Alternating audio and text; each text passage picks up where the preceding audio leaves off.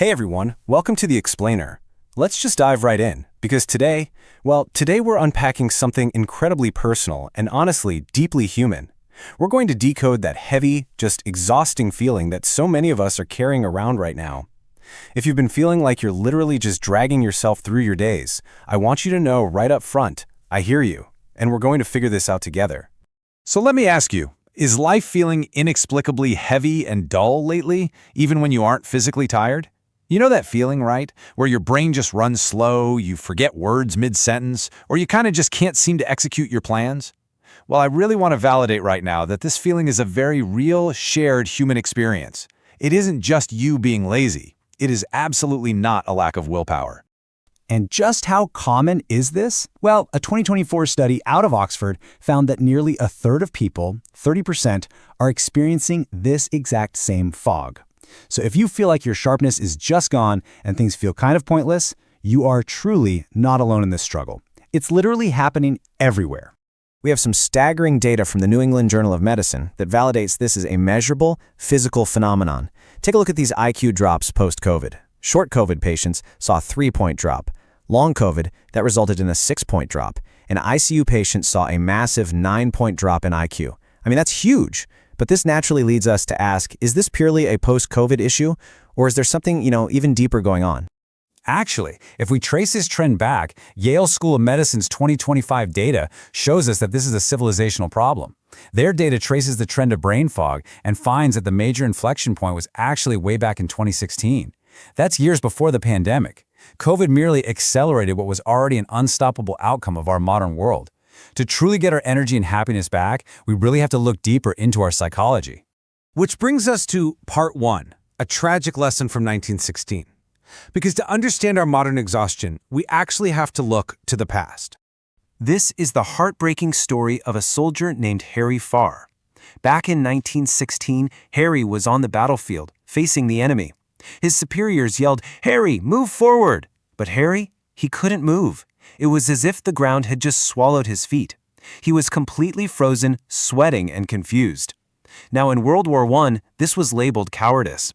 Tragically, Harry, along with 306 other soldiers, was executed by a firing squad simply because his body literally froze in the face of an unimaginable threat. There's a deeply compassionate parallel between what happened in 1916 and what we feel today. Back then, the response was an inability to execute, just complete stillness. Now look at modern brain fog, an inability to execute, motivation collapse, extreme heaviness. Those soldiers weren't cowards. They were experiencing a physiological freeze response. And today, our heavy, unmotivated fog is coming from that exact same biological place. So let's move into part 2, the brain's master survival algorithm.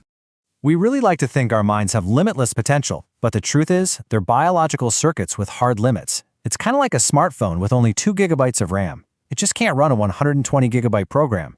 Your brain makes up only about 2% of your body mass, but it is an incredibly energy-hungry machine. It consumes 20% of your calories. Because of this, evolutionary biology coded it with a master algorithm focused on just 2 things. Goal 1 is life protection, keeping you alive and avoiding damage. And goal 2 is energy efficiency, conserving power whenever possible. This evolutionary math actually explains the third survival mode. We all know fight or flight, right? But what if fighting means you die and running means you get caught? Well, evolution gave us the freeze mode. This is a defense mechanism designed to immobilize you so you can survive sudden, inescapable physical threats. It's exactly what kept our ancient ancestors and soldiers like Harry Farr alive when taking action meant certain death. The mind panics, sure, but the body goes completely still. That brings us to part 3, why we freeze today. We definitely don't live in a jungle anymore, so why is this happening to us now? Think about it. In the jungle, threats were physical and short-term. A lion appears, you freeze, and eventually, the lion leaves. Your nervous system gets a chance to heal. But modern threats? They're psychological, and they're never-ending. We're facing endless deadlines, constant performance pressure, Slack pings all hours of the day, and competitive comparisons. To your brain's survival algorithm, these psychological threats act like a lion that just sets up camp in your living room and absolutely refuses to leave. And it comes down to this really harsh reality. Brain fog happens when stress plus stimulation outweighs recovery. We're doom scrolling for, 6 hours a day? We're dealing with chronic stress, and we are completely overpowering our measly 5 hours of sleep. Our recovery system is entirely broken. When you're trapped in this loop, something called allostatic overload happens. This is basically when your brain cuts energy to the executive function, the part of the brain that keeps you sharp and focused, just to save power. It does this because of chronic, inescapable stress. I want you to really hear this. Your brain fog isn't you failing. It's literally just your brain shutting down non-essential apps to save battery because it feels hopelessly trapped. Okay, let's get into part 4. 3 human fixes for a foggy brain. Now that we understand the biology, let's look at the science-backed solutions to actually take back control. First, we kind of have to face an uncomfortable truth.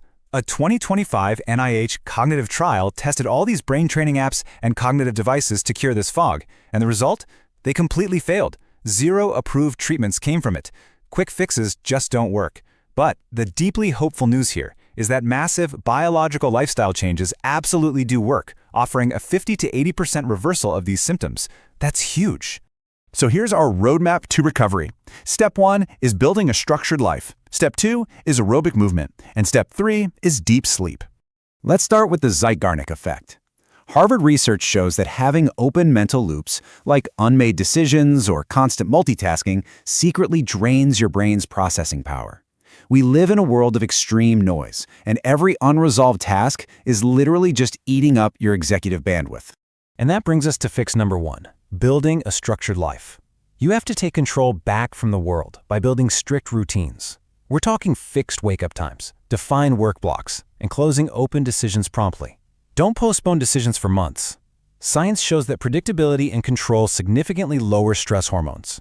Having structure in your life isn't just an option anymore. It is literally oxygen for a foggy brain. Moving right along to fix number 2, we look at an incredible discovery by Harvard professor John Rady. He found this miracle protein called BDNF, or brain-derived neurotrophic factor. When applied to neurons, they literally started growing new branches. Think of BDNF as life-giving water for a dry, foggy brain. And honestly, the best part? You don't need a magic pill to get it. BDNF is triggered by just 20 minutes of daily aerobic movement. A simple daily walk, cycling, maybe skipping rope, that triggers this healing protein to restore memory and focus. Plus, it actively flushes out the panic-inducing stress hormone, cortisol, just 20 minutes. Finally, we have fix number 3, and this one is perhaps the most important of all.